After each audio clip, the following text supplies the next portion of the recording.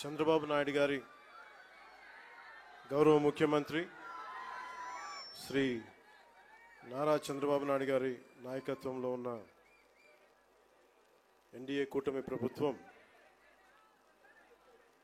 ఆంధ్ర పర్యాటక శాఖ ఆధ్వర్యంలో అఖండ గోదావరి ప్రాజెక్టుకి విచ్చేసిన గౌరవనీయ కేంద్ర పర్యాటక మరియు సాంస్కృతిక శాఖ మంత్రివర్యులు శ్రీ గజేంద్ర సింగ్ షెకావత్ గారికి మనస్ఫూర్తిగా మన ఆంధ్రప్రదేశ్ తరపున, ఆంధ్రప్రదేశ్ ప్రభుత్వం తరపున, గౌరవ ముఖ్యమంత్రి గారి తరపున మనస్ఫూర్తిగా వారికి స్వాగతం పలుకుతున్నాను. అలాగే గౌరవనీయ జలవనరుల మంత్రివర్యులు, జలవనరుల శాఖ మంత్రివర్యులు మరియు జిల్లా ఇన్ఛార్జ్ మంత్రి శ్రీ నిమ్మల రామానాయుడు గారికి, గౌరవనీయ పర్యాటక సాంస్కృతిక మరియు సినిమాటోగ్రఫీ శాఖ మంత్రివర్యులు శ్రీ కందుల దుర్గేష్ గారికి, గౌరవనీయ ఎంపీ రాజమహేంద్రవరం శ్రీమతి డి పురంధేశ్వరి గారికి, గౌరవనీయ ఎమ్మెల్సీ రాజమండ్రి శ్రీ సోము వీర్రాజు గారికి, శ్రీ ఆదిరెడ్డి శ్రీనివాస్ గారికి, గౌరవ ఎమ్మెల్యే రాజమండ్రి నగరం, మనందరికీ ఇష్టలైన పట్టు విడవని విక్రమార్కులు శ్రీ గోరంట్ల, నాకు ఇష్టమైన గోరంట్ల బుచ్చయ్య చౌదరి గారికి, మనం తగ్గాలి తప్ప ఆయన తగ్గడం, మనం ఆయన చూసి నేర్చుకోవాలి. అంటే మనకి అడాప్టబిలిటీ రాదు, ఆయన అడాప్టబిలిటీ నేర్పిస్తారు మనకి. అలాంటి గోరంట్ల బుచ్చయ్య చౌదరి గారికి, రాష్ట్ర హితువుని, రాజమండ్రి హితువుని, గోదావరి జిల్లాల హితువుని కోరుకునే వారికి మనస్ఫూర్తిగా నా హృదయపూర్వక నమస్కారాలు. అలాగే రాజానగరం బత్తుల బలరామకృష్ణ గారికి, అనపర్తి ఎమ్మెల్యే శ్రీ నల్లమిల్లి రామకృష్ణారెడ్డి గారికి, శ్రీ ముప్పిడి వెంకటేశ్వరరావు గారికి, కొవ్వూరు ఎమ్మెల్యే శ్రీ మడ్డిపాటి వెంకటరాజు గారు, గౌరవనీయ ఎమ్మెల్యే గోపాలపురం చెర్రి బాలరాజు గారు, పోలవరం ఎమ్మెల్యే శ్రీ బొడ్డు వెంకటరమణ చౌదరి గారు, chairman Rajamahendravaram urban development authority, Shri Nukasani Balaji గారు, శ్రీ అజయ్ జైన్ గారు, శ్రీమతి పి ప్రశాంతి గారు, కలెక్టర్ జిల్లా మ్యాజిస్ట్రేట్ తూర్పుగోదావరి జిల్లా, అలాగే శ్రీ డి నరసింహకిషోర్ గారు, ఎస్పీ మన తూర్పుగోదావరి జిల్లాకి, ఎస్ చిన్నరాముడు ఐఏఎస్ గారికి, జాయింట్ కలెక్టర్, ఇక్కడికి విచ్చేసిన మీకు, మీ ద్వారా గోదావరి జిల్లాల ప్రజానీకానికి, ప్రత్యేకించి రాజమండ్రి ప్రజానీకానికి, సోదరీమణులకి, ఇక్కడికి విచ్చేసిన మీడియా ప్రతినిధులకి, ఎలక్ట్రానిక్ ప్రింట్ మీడియా ప్రతినిధులకి మీ అందరికీ ప్రత్యేకమైన నమస్కారం. రాజమండ్రి అనగానే గుర్తుకొచ్చేది గోదావరి తీరం. ఎప్పుడు కూడా ఒక తీరం వెంబడి ఎప్పుడు నాగరికత ఉన్న చోట భాష అన్నీ ఎదుగుతాయి. అలాంటి పరిస్థితుల్లో ఈ నేల ఎలాంటిదంటే, మనకి ఆంధ్రుల అన్నపూర్ణగా పేరుగాంచిన డొక్కా సీతమ్మ గారికి జన్మనిచ్చిన నేల ఇది.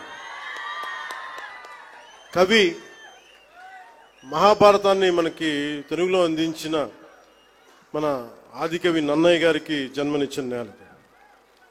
అలాగే ఎంతోమంది కళాకారులకి, సామాజికవేత్తలకి జన్మనిచ్చింది. మనకిష్టమైన బాపు రమణంలో ఒకరైన ముళ్ళపూడి వెంకటరమణ గారికి అందించిన ఈ గోదావరి నేల. ఇది చాలా సంవత్సరాల నుంచి, చాలా దశాబ్దాల నుంచి ఉన్న కోరిక. ఈ మన హ్యావ్లాక్ బ్రిడ్జ్ ఒక చాలా పురాతనమైంది.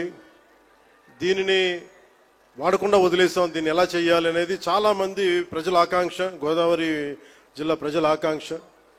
మనం అడిగిన వెంటనే దీన్ని ఒక టూరిజం కింద ఒక మంచి ప్రాజెక్ట్ చేయాలంటే ఈ రోజున ఇది ఒక్క ప్రాజెక్టేగా దాదాపు 430 కోట్ల రూపాయలు పెట్టి 7 ప్రాజెక్టులను ఈ రోజున ఆంధ్రప్రదేశ్ మొత్తం మీద పనులు ప్రారంభిస్తున్నాం ఈ రోజున.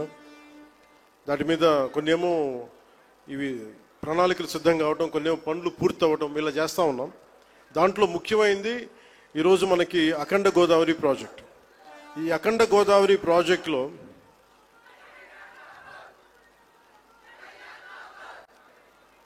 2024 ఎన్నికల సమయంలో ఎన్డీఏ కూటమి నిర్ణయించుకుంది ఈ రాష్ట్రాన్ని అన్ని రంగాల్లో సమగ్ర అభివృద్ధి సాధించేలా పనిచేయాలని.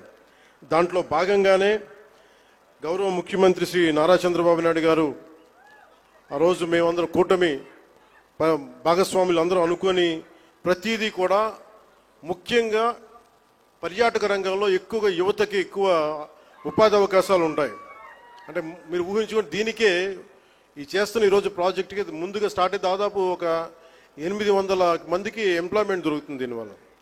ఇవన్నీ కాకుండా దాదాపు 4 లక్షల మంది, పూర్తయితే 4 లక్షల మంది కనీసం సంవత్సరానికి పర్యాటకుల మినిమం అని, అంతకు మించి పైకి వెళ్ళే అవకాశాలు చాలా ఎక్కువ ఉన్నాయి. దీనికి గౌరవ ప్రధానమంత్రి గారు నరేంద్ర మోదీ గారు ప్రత్యేకించి ఇందాక సోదరి భారతీయ జనతా పార్టీ అధ్యక్షులు శ్రీమతి పురంధేశ్వరి గారు చెప్పినట్టుగా మీరు డబుల్ ఇంజిన్ సర్కార్ అంటే అది పదంలాగా ఉండిపోద్ది. మీకు తెలుసు కదా, మీరు బైకుల్లో, నేను ఎప్పుడు గోదావరి జిల్లాలో తిరుగుతుంటే మీ బైకుల సౌండ్ నాకు తెలుసు కదా ఎలా ఉంటాయి, దారుణంగా ఉంటాయి బైక్ సౌండ్, చెవులు చిల్లులు పడేలా ఉంటాయి. ఎందుకని మీరు కోరుకుంటారు సీసీ ఎక్కువ ఉండాలి, పవర్ ఎక్కువ ఉండాలి ఇంజన్లో అని. పవర్ ఎంత ఎక్కువ ఉంటే ఇంజన్ అంత ముందుకెళ్తుంది. అలాగే డబుల్ ఇంజిన్ సర్కార్ అంటే ఇక్కడ మన శక్తివంతమైన మనకి ప్రభుత్వం ఉన్నప్పటికీ కూడా కేంద్రంలో కూడా అంతే, దానికి మించి, దానికి 100 ఇంతులు మించిన శక్తివంతమైన నాయకులు, శక్తివంతమైన ప్రభుత్వం ఉంటే మనకి ప్రాజెక్టులు చాలా అవలీలుగా అవుతాయి, వెంటనే చాలా తొందరగా పూర్తి చేయొచ్చు. అందుకనే దీన్ని మనం డబుల్ ఇంజిన్ సర్కార్ అంటే ఆ పదం మీకు అర్థం కావడానికి చెప్తున్నాను. మీ బైకులు గుర్తుపెట్టుకోండి, వేగంతో ఎంత ముందుకు వెళ్తాం, కాకపోతే ఆ వేగం మనకి గమ్యానికి చేర్చేలా ఉండాలి. అందుకని అలాంటి చాలా ప్రత్యేకమైన గైడ్ లైన్స్ తోటి ముఖ్యంగా ఈరోజు మనకి విచ్చేసిన మన టూరిజం శాఖ, కేంద్ర టూరిజం శాఖ మార్చులు గజేంద్ర సింగ్ షెకావత్ గారు ఈ రోజున మన స్టేట్కి మద్దతు ఇవ్వటం ఈరోజు మొదటిసారి కాదు. ఈ రోజున మనకి విశాఖ స్టీల్ ప్లాంట్ కూడా మనకి ఈ రోజున దాన్ని ప్రైవేటీకరణ కాకుండా కాపాడగలిగామంటే దానికి ముందస్తుగా దానికి బీజాలు చేసింది గజేంద్ర సింగ్ షెకావత్ గారు జలశక్తి మినిస్టర్గా ఉన్నప్పుడు. పోలవరం ప్రాజెక్ట్ని, sir I been telling you that how much you have understood Polavaram projects.